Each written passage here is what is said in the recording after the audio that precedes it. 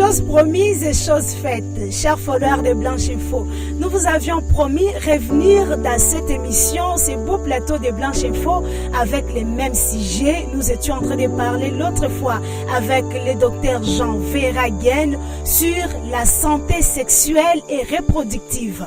La fois passée, nous avions abordé uniquement la santé sexuelle, mais cette fois-ci, nous allons compléter cela à la santé reproductive.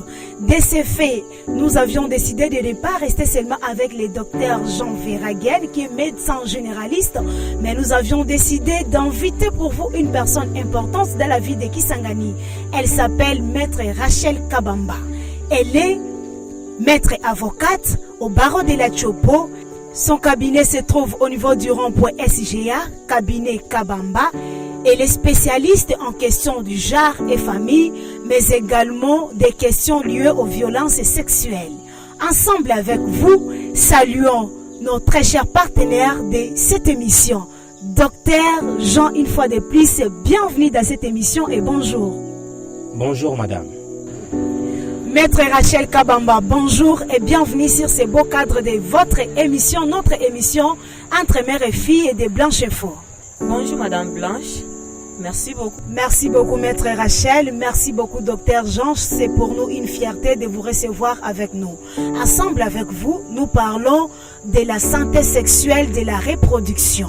De ce fait, Docteur Jean, pouvez-vous nous rappeler ce que vous nous aviez dit autrefois, c'est quoi la santé sexuelle, mais cette fois-ci, la santé sexuelle de la reproduction? La santé sexuelle de la reproduction est un état de bien-être physique, émotionnel, mental. Docteur, quelle est l'importance de la reproduction? La reproduction permet d'assurer la survie d'une espèce, sa perpétuation. Maître Rachel Kabamba, est-ce que c'est important pour une femme d'avoir les enfants? Quelle est l'importance de la reproduction? Merci pour la question. C'est très important pour une femme d'avoir des enfants parce que c'est son droit le plus légitime. Si elle souhaite avoir des enfants, en tout cas, elle a le plein droit d'en avoir. Elle a droit. Mais si elle a droit d'avoir les enfants, qu'est-ce qui pousse les femmes à l'avortement? Pourquoi les femmes avortent? Merci pour la question. Comme la femme ou la jeune fille a le droit d'avoir les enfants, tout comme elle a le droit de garder ou d'avorter. Donc, elle a le plein droit d'avorter ou soit de conserver sa grossesse. Chers followers de Blanche Info, chères jeunes filles, vous aviez écouté ensemble avec moi Maître Rachel Kabamba qui nous a dit de la même manière que la femme a le droit d'avoir les enfants, elle a également le droit d'avorter. Maître Rachel, est-ce qu'il y a des soubassements juridiques qui autorisent à la femme congolaise d'avorter? À cette question, je dirais oui. Dans notre pays, la RDC, nous avons eu à signer le protocole de Maputo. Et ces protocoles nous donnent cette possibilité d'avorter. Et ces protocoles, c'est le premier traité panafricain qui donne la possibilité à une femme d'avorter et dans les conditions qui suivent. Donc, si la femme, la grossesse est non désirée, si cette grossesse est issue des cas de viol, d'inceste, ou soit si sa grossesse met en danger sa vie ou la vie des fœtus, cette femme doit avorter. Maître Rachel Kabamba, par le fait que ces protocoles donnent aux femmes le droit d'avorter, est-ce que cela ne serait pas une occasion de désordre sexuel chez la jeune fille? Je dirais non. Pourquoi? Parce que le fait de ne pas autoriser, cela ne donne pas à la femme ou n'autorise pas à la femme de recourir à des pratiques d'avortement clandestin. Parce que le fait de ne pas autoriser n'empêche pas les femmes à recourir à des avortements clandestins. Et ces avortements-là occasionnent beaucoup de décès. C'est pourquoi le protocole de Maputo a donné à toute femme, à chaque femme qui ne désire pas garder sa grossesse, de recourir à l'avortement sécurisé pour préserver sa vie. Et docteur, pourquoi cette question des avortements à risque sont préoccupants? Est-ce qu'aux hôpitaux, vous recevez également des cas de jeunes filles qui viennent se faire avorter au niveau des hôpitaux, l'hôpital général ou partout ailleurs où vous travaillez? Comme nous sommes dans une zone où les taux des avortements clandestins sont tellement aigus. Nous avons l'habitude de recevoir les femmes qui avaient déjà provoqué les avortements à la maison, je ne sais pas, dans des coins, et par après viennent à l'hôpital. Mais ce protocole de Maputo donne accès à la femme d'avorter de manière légale. Mais le problème qui se pose aujourd'hui, c'est le problème du soubassement. Ce n'est pas tous les pays qui avaient ratifié à ces protocoles qui continuent à appliquer ou appliquent ces protocoles. Vu qu'aujourd'hui, une femme qui s'est fait déjà avorter et que les personnes le savent, ils diront, regarde celle-là. Celle-là n'avait jamais avorté et elle s'est fait avorter à tout moment. Il y a la stigmatisation. Et tout cela pose problème. Mais le jour qu'il y aura des soubassements, cela donnera accès à toutes les femmes de le faire de manière sécurisée. Ça pour autant, c'est des stigmatisations par après. Maître Rachel Kabamba, pour l'exécution de ces protocoles, est-ce que votre cabinet apporte son assistance aux filles ou femmes qui veulent se faire avorter? Et docteur, cette même question, est-ce qu'à l'hôpital, vous exigez des documents? Parce que j'ai appris ici que pour se faire avorter, cette grossesse doit provenir des cas d'inceste, qui met la santé mentale de maman en danger, tout ça.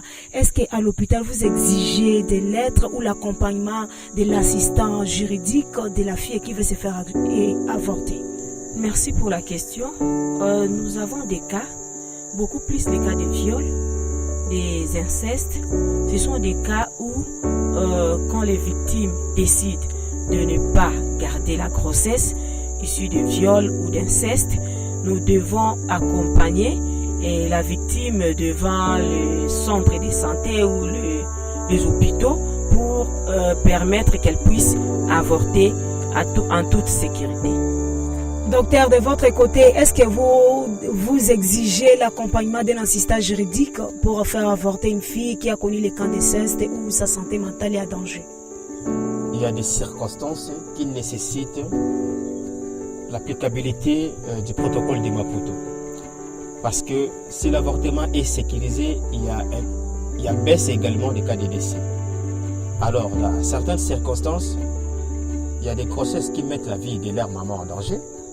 Et donc, peut-être du fœtus, qui n'est pas viable, cela nécessite vraiment un avortement. Et s'il faut qu'elle soit plutôt accompagnée d'un juriste ou d'un cadre juridique, en tout cas, c'est important. Ce protocole de Maputo donne à la femme le droit de décider sur sa grossesse et de décider sur sa vie. Donc, c'est à la femme de décider seule.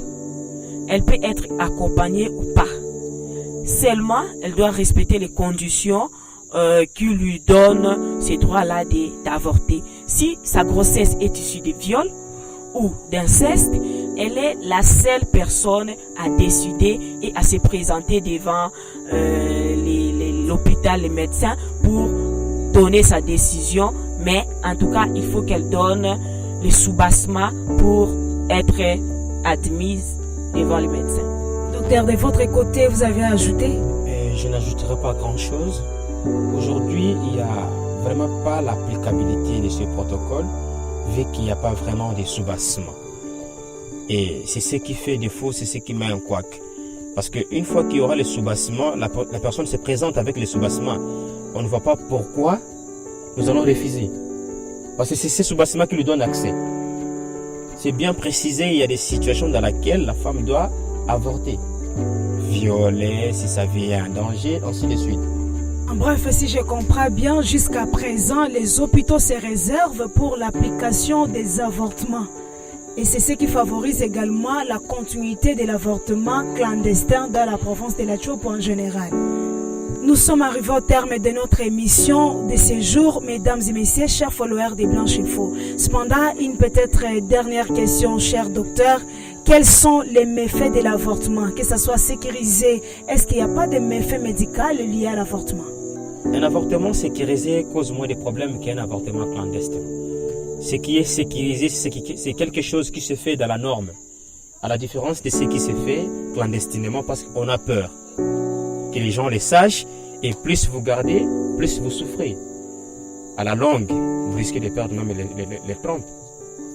Et à la longue, vous aurez peut-être besoin de concevoir, mais vous n'aurez plus cette opportunité parce que vous avez gardé un avortement qui a posé problème et vous êtes maintenant victime de ça. Maître Rachel, de votre côté, est-ce que ce protocole n'a pas de méfaits ou de faiblesses? Quelles sont les faiblesses de ce protocole? De quelques faiblesses, peut-être ça sera par rapport aux conditions données par rapport pour accéder à l'avortement, alors que quand la femme ne désire pas sa grossesse, elle peut à n'importe comment prouver qu'elle ne désire pas parce que ça touche à sa santé mentale ou à sa santé physique. Parce que là, nous touchons seulement la santé physique ou si la grossesse est issue de viol ou de l'inceste. Mais sa santé mentale, quand la personne ne souhaite pas garder sa grossesse, elle peut aussi soutenir sa part. Le fait qu'elle ne veut pas garder sa grossesse, c'est aussi toucher à sa santé mentale.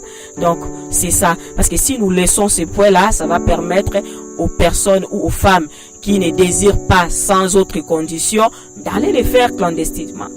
Nous sommes au terme de notre émission.